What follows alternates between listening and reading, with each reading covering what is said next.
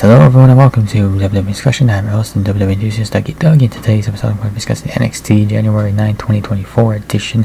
And this edition of NXT would see the kickoff for the Dusty Classic.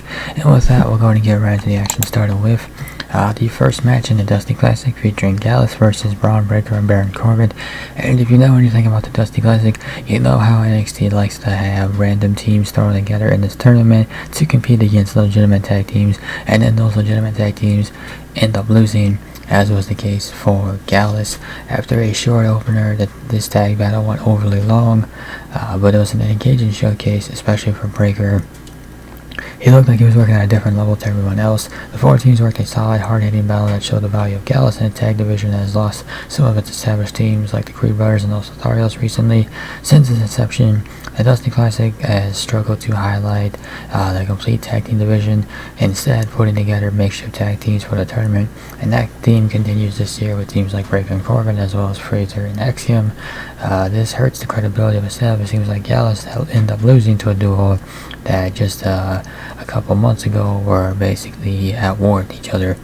Hopefully the ultimate plan is not for Breaker and Corbin to win it all. There's a great story to tell with these two, but not a tag team title reign kind of story.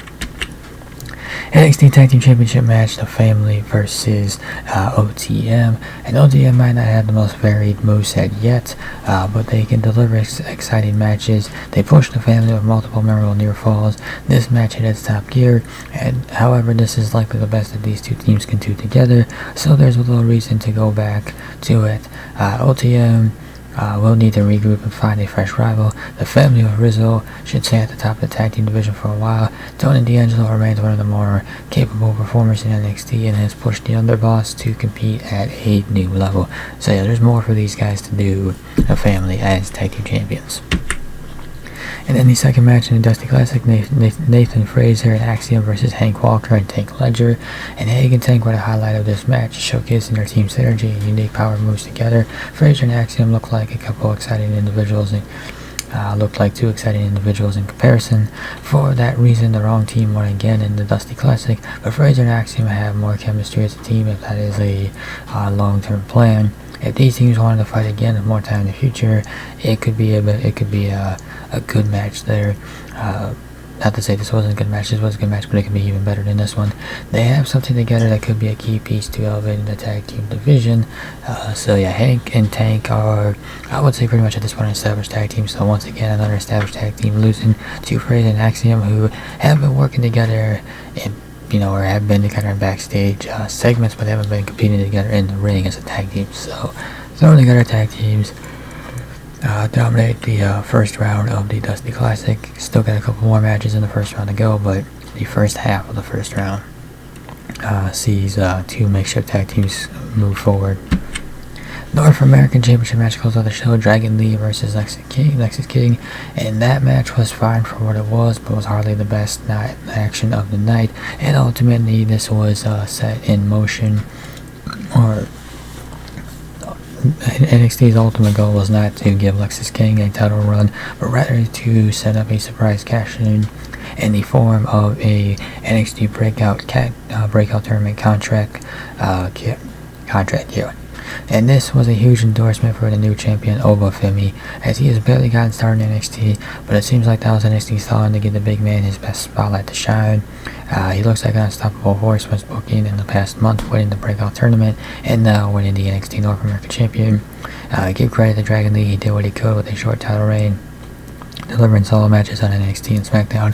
However, it is time for NXT to transition to someone who works NXT exclusively going forward to be the North American champion, and that's what they got here. The action was forgettable, but the end result was not, and this is a commitment to the future in Obafemi. So hey, let's see what he's got. Let's see what he can do.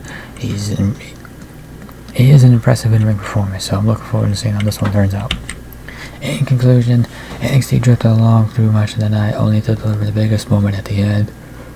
The action was solid across the board, but fairly predictable. The champions retained, well, except for Dragon Lee, and the non-established teams beat the veteran teams in the Dusty Classic. Cora Jade and Josh Briggs picked up some wins, or picked up wins. However, Obafemi changed everything. After winning the men's breakout tournament, he captured the North American Championship, solidifying him as the newest top star in NXT. It should be fun to watch in 2024, setting the first new standard for the gold brand. Found in the Tiffany Stratton story continued in a couple of in some fun vignettes showcasing Tiffany's time as a ranch hand, and they were pretty entertaining to watch. Although I get why she wore the outfit that she did, I still think it was a terrible choice. Ilya Dragunov will hopefully return soon, so NXT can finally have that match between Trick Williams and Ilya Dragunov that's been much hyped. Until that time, NXT will have to find other ways to deliver fresh moments like this to keep the show moving. And with that will conclude this episode of WWE Discussion. If you enjoyed this episode, be sure to hit that like and subscribe button down below.